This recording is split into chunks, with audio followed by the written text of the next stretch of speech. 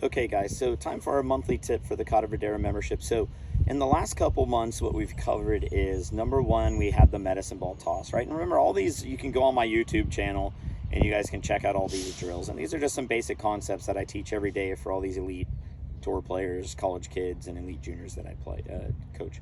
So the first one was the medicine ball toss, which is what? That we're directing energy at the target. The second one was the hanger drill, which is the power of the club face on TrackMan. It's 80 to 90% of where the ball goes, where the face points at impact. And then now drill 3. So all 3 of these drills I teach with every single day. The first 2 I've used probably all 13 years that I've taught. And this drill I kind of came up with a couple years ago with some help from a former Major League Baseball player, which is the bat drill. All of our clubs are built on an angle. They all sit on a plane, right? So, you know, like when you address them, they're all sitting on or orientated on an angle. If the club is on plane, you're going to max out how the engineer designed the tool or the club to be used. So really what the bat drill is going to show us here today is where the club is light and in balance. And that's basically what the Major League Baseball player told me. He was asking me where his club should be at the top. And he was kind of showing me something like this. And I said, hey, you know, get in your right-handed batter stance, because he was an all-star and elite player.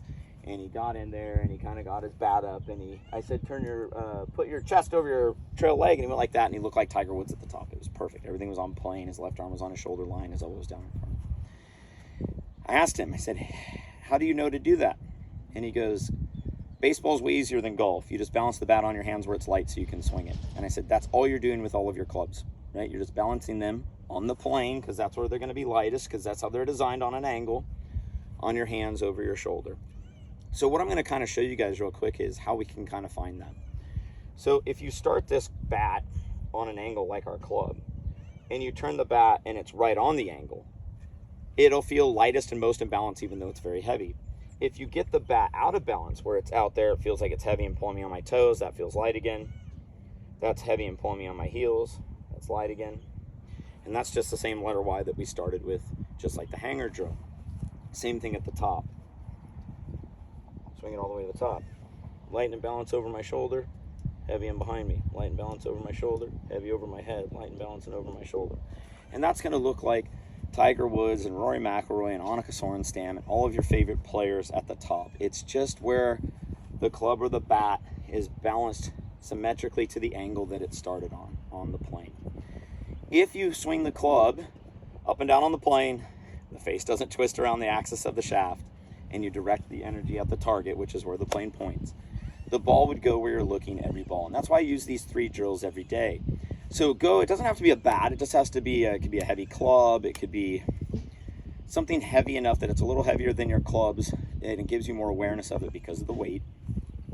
This winter, while it's raining and stuff, we could all train these kind of quote-unquote positions of balance and stability and where the bat's lightest. And that if you get those things, your club will be on the plane, the face will be square, and you'll direct the energy at the target. And the combination of those 3 things is 100% of where the ball goes and the most efficient way to do it. So I hope you guys maybe might go get a new bat or a heavy club and learn how to swing it where it's light and easiest. Trust your instincts as a human, what that is. And if you do those things, I have no doubt that come spring, your golf's going to be way better.